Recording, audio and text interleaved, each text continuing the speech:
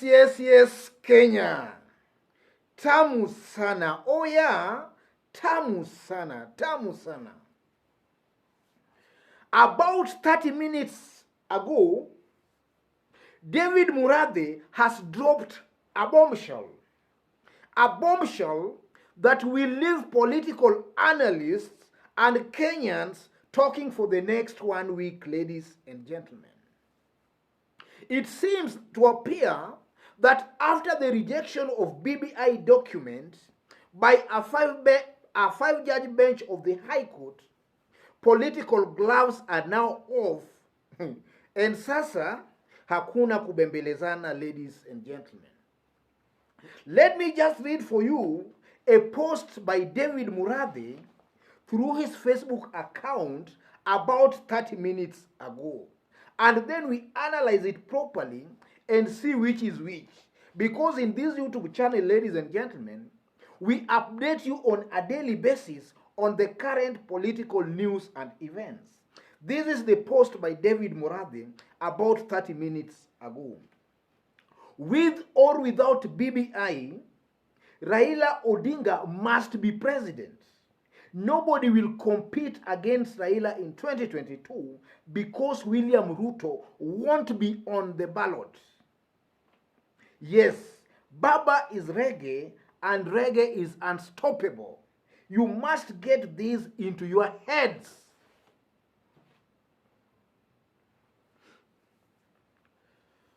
That's David Murathe, ladies and gentlemen, talking about 30 minutes ago.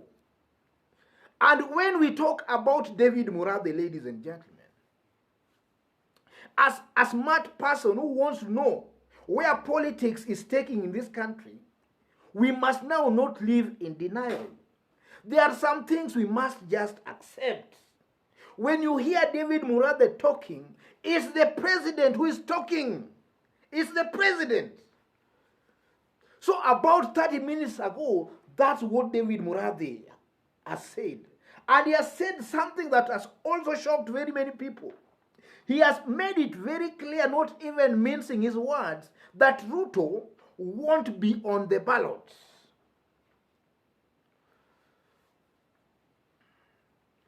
And then some people, you'll still find them asking, who is David Murathe? Who is David Murathe? When Murathe talks, ladies and gentlemen, I can assure you that Murathe, when you hear Murathe talks, it's Uhuru Muigai Kenyatta talking, the president of the Republic of Kenya. And he says, you must get these into your heads. That's David Murathe talking. David Murathe. So, ladies and gentlemen, after the 5-bench High Court judges declared BBI unconstitutional, I think now the other side of the handshake are now coming out guns blazing and are now standing firm on their foot. They don't want now to take things to chances, ladies and gentlemen. Because for those who have been following this YouTube channel, I've always maintained here that a strong William Ruto is a blessing in disguise to Raila Amolo Odinga. And a strong Raila Amolo Odinga is a blessing in disguise to one William Ruto. With the High Court declaring BBI unconstitutional, ladies and gentlemen, it was perceived to be a big plus on the side of William Ruto. And even today, or even as from that day, online was lit. Everybody was now trying to castigate BBI on how it was bad and all those things. So William Ruto, for those who don't understand politics very well, came out as a winner because of that ruling. But I did a video yesterday where I disagreed with that ruling, though some people, some of my subscribers here, never understood what I was trying to say. Because some of them, almost of them, expected me to say that the ruling was a big blow to Raila and Uhuru. But ironically, I did state that the ruling was a big blow to one William Ruto. And I still maintain that here. The ruling by the 5-judge bench High Court judges was a big blow to one William Ruto, ladies and gentlemen, simply because with the adoption of the BBI document, William Ruto could easily be the official opposition leader with an office and all the perks that comes with it. But now, without BBI, and we all know currently, William Ruto cannot beat a combination of Raila and Uhuru. That's the truth. William Ruto, even if he was to use which formula, cannot beat a combination of Uhuru and Raila. He cannot beat that combination. Therefore, his only fallback plan was for adoption of BBI so that he can have some protected office, official opposition leader, with perks and allowances. He could also nominate his shadow cabinet ministers, and the constitution will recognize him as the official opposition leader. Without BBI, assuming he loses the presidency, he'll just be talking kwa msitu. That's what most people don't know. And the BBI, yesterday I did analyze again that the proponent wanted a strong prime minister, which the BBI document was not addressing. That was a story for yesterday. So today, ladies and gentlemen, David Murathe has angrily come out to declare that with or without BBI, Raila Odinga must be president. Must. That's the word, must. And then he has also gone to state clearly that Ruto won't be on the ballot. You must get this into your heads. You know, I always quote somebody by the name Nicolo Machiavelli here in this YouTube channel. Politics is not a church business, my fans and my subscribers. Politics is not a church business. We know people are being killed because of politics, ladies and gentlemen. Politics is not a church business. Politics can be dirty, ladies and gentlemen. It can be dirty. And Nicolo put it very well in his manuscript, The Prince, that politics, for it to be realpolitik, it must have some elements of that in it. So Murathe to come out and declare Raila must be president and that Ruto will not be on the ballot, don't take that for granted. You know, Kenyans sometimes, I don't know who bewitched Kenyans.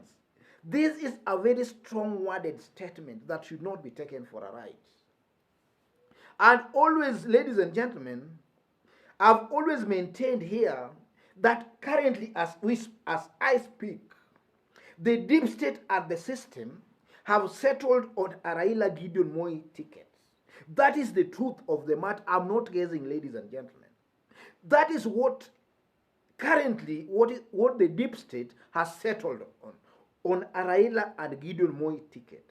And there are also some frantic efforts to bring Kalonzo Musalia Mudavadi Wetangula on board.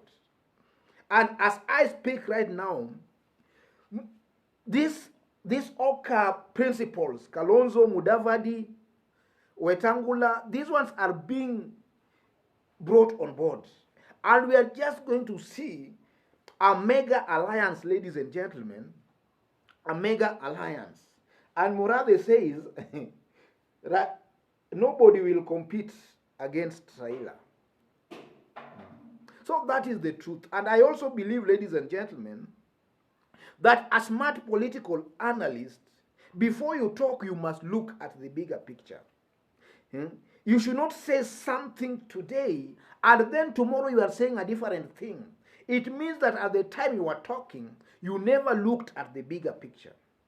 The bigger picture can only change when some serious fundamental political decisions are overturned. For example, right now, were Raila and Uhuru to part ways, then definitely the political equation in the country will change. But as long as these two people are together, then a smart political analyst,